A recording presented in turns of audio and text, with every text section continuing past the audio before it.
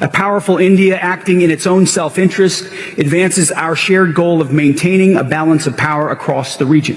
तो भाई आप सीधा सीधा वहां पे मिलिट्री बेस बनाने जा रहे हैं। लगता यह है कि अजीत दोवल का इन्फ्लुएंस कुछ ज्यादा काम कर रहा है। India is modernizing its military. It's building out the heavy industrial and logistics capacity to sustain high-end military operations. दुनिया भारत को जो स्टेचर है दुनिया में, ये जो उसका बढ़ता हुआ स्टेचर है, उसकी कदर करते हैं। चाहे फील्ड मार्शल 2 दफा पैदा होकर आ जाए, सियाउल हक मुशर्रफ, अयूब खान, यहाँ सारों की ताकत इकट्ठी कर लें। भारत ने तो सैटेलाइट इमेजेस दिखाई हैं और कहा है कि कहां पर भारत ने पाकिस्तान में अटैक किया था। पाकिस्तान ऐसा कुछ नहीं कर पाया है। पाकिस्तान अभी तक ऐसी कोई सैटेलाइट इमेजेस जो है वो नहीं दिखा पाए। लेकिन having said all these things, मैं समझता हूँ कि भारत ने अपने कार्ड सही खेल। तो ये छोटे छोटे इंडिया बनाना चाहते हैं। दूर से खड़े होकर यूं हाथ बांधे हुए, कहीं ना कहीं पे बहुत इंपॉर्टेंट चीज है। ओ भाई आप सीधा सीधा वहां पे मिलिट्री बेस बनाने जा रहे हैं और आप समझते हैं कि इससे, इस तरह के फैसलों से ग्लोबल फुटप्रिंट्स हम बढ़ाएंगे तो हम वेस्ट को अट्रैक्ट कर सकते हैं कि देखें हमारी ऑलरेडी। अमेरिका के तो छक्के छूट गए हैं ईरान की लड़ाई के बाद और वो लड़ाई से हट रहा है। उसके जो एयरक्राफ्ट कैरियर बैटल ग्रुप्स थे, जो जेराल्ड फोर्ड था, उसको अच्छी खासी क्षति पहुंची है। आपको हम करने की जरूरत नहीं, आप हमारे साथ पार्टनरशिप करें। ये मुल्क आपके वैसे ही पार्टनर हो जाएंगे। अब सेशल से अमेरिका ने क्या पार्टनरशिप करनी है? सेशल से अमेरिका ने क्या पार्टनरशिप करनी है यार? एक सवाल बनता है ना। वैसे भारत कहता है हम दोस्ती के भूखे, प्यार चाहिए। हम लाते हैं टॉक शोज और अनलिमिटेड एंटरटेनमेंट सिर्फ YouTube पर। अगर आपने अभी तक हमारा चैनल सब्सक्राइब नहीं किया तो अभी सब्सक्राइब करें और बेल आइकॉन को क्लिक करके हमारी लेटेस्ट वीडियोस के बारे में अपडेट जानें। सेशल्स जो है ये 115 आइलैंड्स की श्रृंखला है of the coast of Africa और कोई 415 स्क्वायर माइल्स में फैली हुई है ये आइलैंड श्रृंखला, जिसकी स्ट्रेटेजिक अहमियत, सामरिक जो इसकी अहमियत है वो बहुत ज़्यादा है, बहुत ज़्यादा है। और खुशी की बात यह है कि despite all Chinese objections, media campaign जो उन्होंने पे किए थे, उसके बावजूद भी ये सेशल्स भारत को जो कि अजम्पशन आइलैंड है वहाँ पे एक एयर स्ट्रिप बना रही है। हमारी एयरफोर्स और हमारी नेवी का एक नेवल बेस बनेगा। मोदी साहब की सरकार सिर्फ प्यार मांगती है।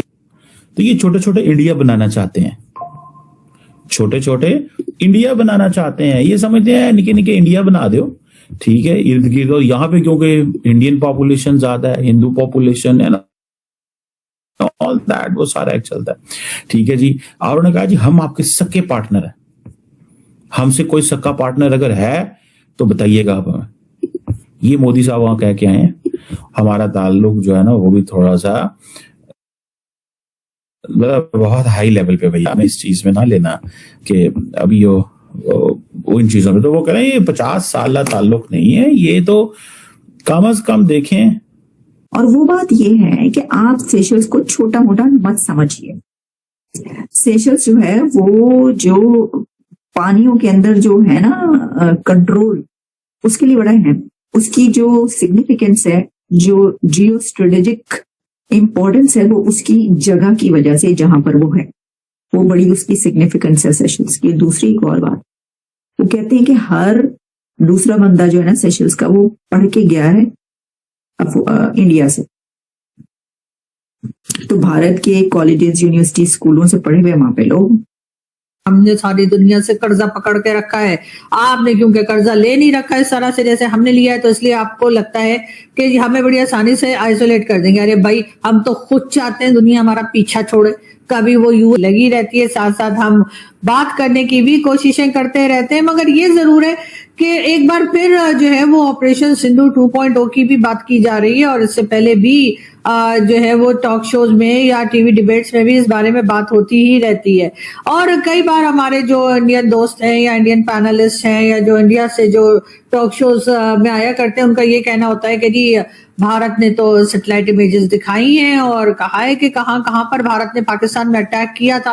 पाकिस्तान ऐसा कुछ नहीं कर पाया है। पाकिस्तान अभी तक ऐसी कोई सैटेलाइट इमेजेस जो है वो नहीं दिखा पाया है जिसका क्लेम पाकिस्तान करता है। मुरीद के में उनके लोगों ने अटैक किया था और वहां पे जो कह लीजिए जो मदरसे थे और दूसरी जगहें थी उनको डैमेज हुए थे, या फिर यहाँ पे जहां पे 11 जगह पर अटैक किए थे उसके सैटेलाइट इमेजेस जो है एक तो खर्चा बहुत करते हैं मोदी जी। हालांकि वैसे जो है वो मोदी जी का कहते हैं कि भाई गुजराती हैं तो यकीनन कंजूस होंगे, लेकिन जहां पाकिस्तान की बात आ जाए और ये बताने के लिए जरूरत पड़ जाए कि जी उन्होंने पाकिस्तान में अटैक किया था तो कुछ नुकसान भी हुआ है, तो मोदी जी जो है वो बिल्कुल पैसा खर्चने से पीछे नहीं हटते। तो जी उन्होंने जो है पैसे खर्च कर करके जो है सैटेलाइट इमेजेस बनवाई, इतनी बनवाई रहे थे तो एक हमारी साइड की भी 2-4 बनवा लेते आप, इसलिए कि हमें तो ऐसा कुछ साबित करने की जरूरत नहीं। वैसे भी हमारे रिलीजन में तो फोटो खींचना वैसे ही हराम है, हम उल्टे सीधे काम क्योंकि करते हैं तो इस वजह से फोटो बना लेते हैं, वरना तो आप देख लीजिए हमें कहा जाता है कि ये फोटो बनाना बिल्कुल ना ना ना हम नहीं बनाते। भाई मैं तो पहले ही कह चुकी हूँ आपको कि आप कुछ भी करें, आप हमें आइसोलेट नहीं कर सकते क्योंकि हमने सारी दुनिया से कर्जा पकड़ के रखा है।